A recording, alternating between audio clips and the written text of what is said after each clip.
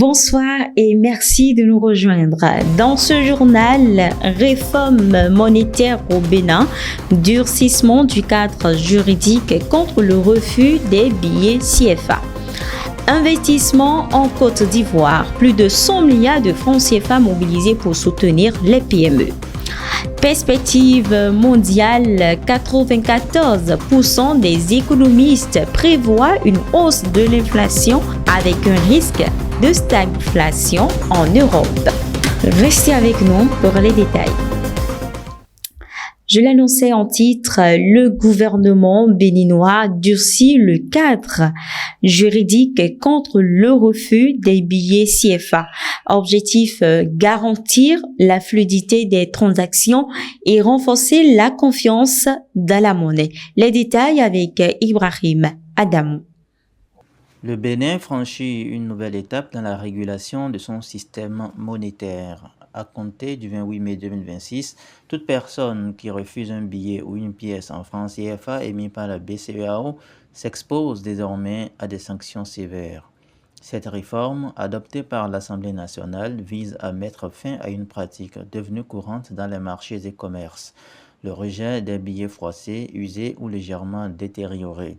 Une habitude qui compliquait les transactions quotidiennes et fragilisait la confiance des citoyens dans leur monnaie. Les sanctions prévues vont de l'amende de 100 000 à 500 000 pour tout refus injustifié, une peine de prison de 1 à 3 ans pour ceux qui exigent des commissions pour fournir de la petite monnaie ou échanger des billets, une amende complémentaire pouvant atteindre 3 millions de francs CFA pour les pratiques abusives.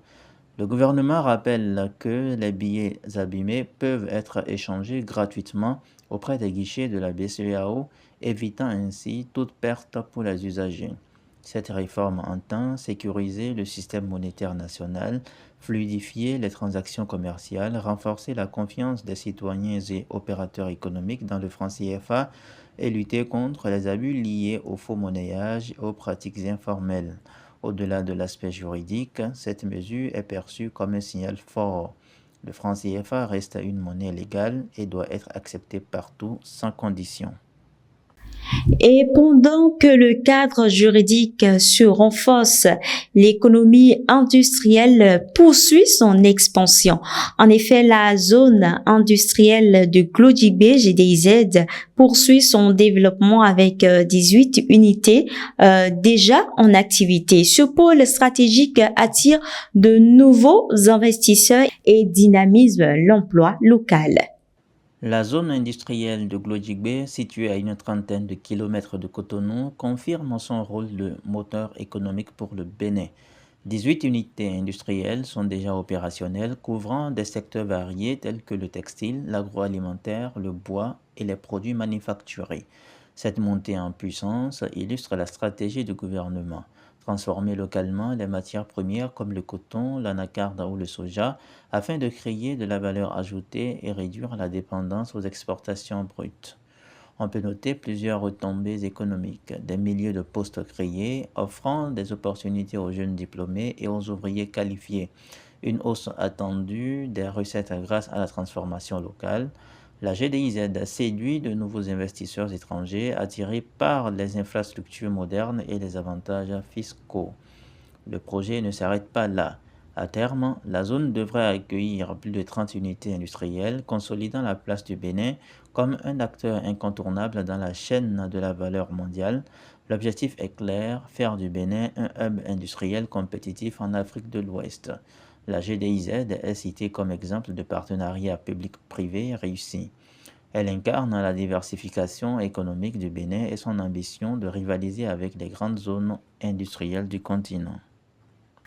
Après le Bénin, cap sur la Côte d'Ivoire, où les PME bénéficient d'un soutien massif. Le gouvernement ivoirien annonce la mobilisation de plus de 100 milliards de francs CFA pour soutenir les petites et moyennes entreprises. Une mesure destinée à renforcer la compétitivité et stimuler la croissance. La Côte d'Ivoire renforce son soutien aux petites et moyennes entreprises, considérées comme le véritable moteur de son économie. Le gouvernement a annoncé le 29 mai 2026 la mobilisation de plus de 100 milliards de francs CFA destinés à financer et à accompagner les PME dans leur développement. Cette enveloppe financière vise à répondre aux difficultés d'accès au crédit, souvent pointées comme un frein majeur à la croissance de petites structures. Les fonds serviront à améliorer la compétitivité, encourager l'innovation et faciliter l'intégration des PME dans les chaînes de valeur nationales et internationales. L'objectif du programme est de renforcer la compétitivité des entreprises locales face à la concurrence régionale, de stimuler la création d'emplois, notamment pour les jeunes et les femmes, d'encourager l'innovation et la modernisation des outils de production et de faciliter l'accès au financement grâce à des mécanismes adaptés. Avec ce plan, le gouvernement espère dynamiser le tissu économique ivoirien et accroître la contribution des PME au PIB national. Les autorités misent sur une meilleure résilience face aux chocs économiques et une diversification accrue des activités. Cette initiative est perçue comme un signal fort adressé aux investisseurs et aux entrepreneurs. Elle traduit la volonté de l'État ivoirien de bâtir une économie inclusive où les petites structures jouent un rôle central dans la croissance de la création de richesses. Mais pendant que l'investissement se renforce en Côte d'Ivoire, le climat social s'agite au Ghana. Les syndicats ghanéens réclament des hausses salariales face à la cherté de la vie. En réponse, le président Mahama promet une nouvelle loi du travail pour apaiser les tensions. Ibrahim nous apporte des précisions. Le climat social du Ghana s'est tendu ces derniers jours. Les principaux syndicats du pays ont lancé un appel à l'action réclamant une hausse significative des salaires pour faire face à la flambée du coût de la vie.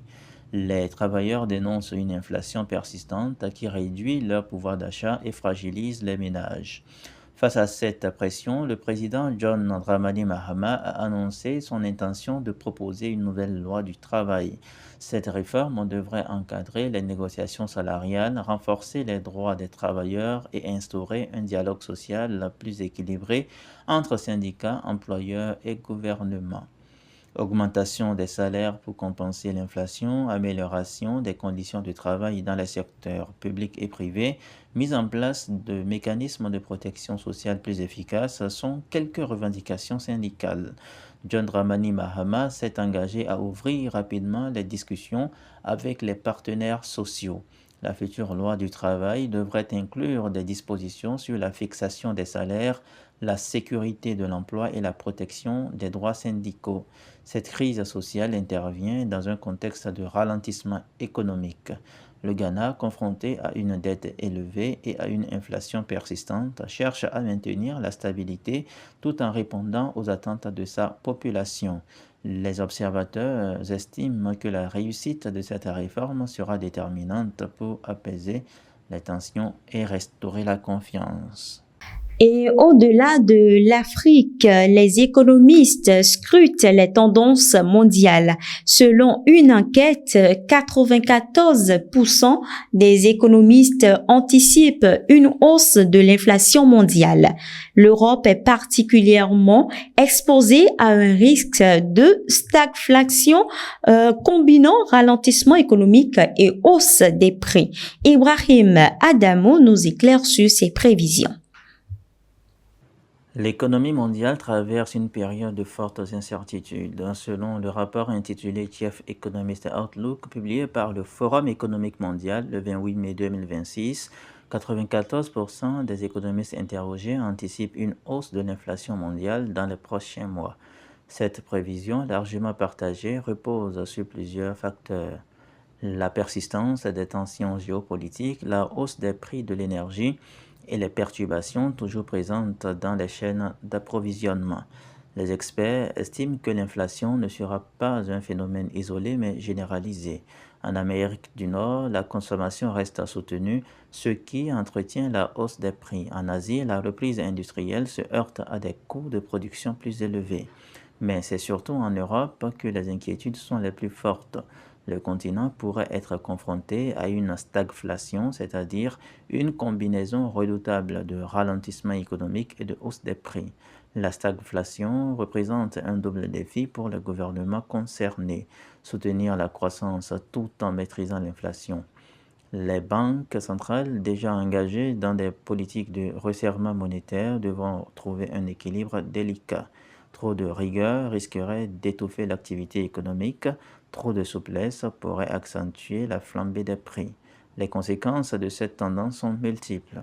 Pouvoir d'achat en baisse dans de nombreux pays avec une pression accrue sur les ménages, entreprises fragilisées confrontées à des coûts de production plus élevés et à une demande incertaine, risque social accru avec des tensions liées à la cherté de la vie et des revendications salariales plus fortes. Dans les marchés émergents, la volatilité des devises et l'endettement public pourraient accentuer les vulnérabilités.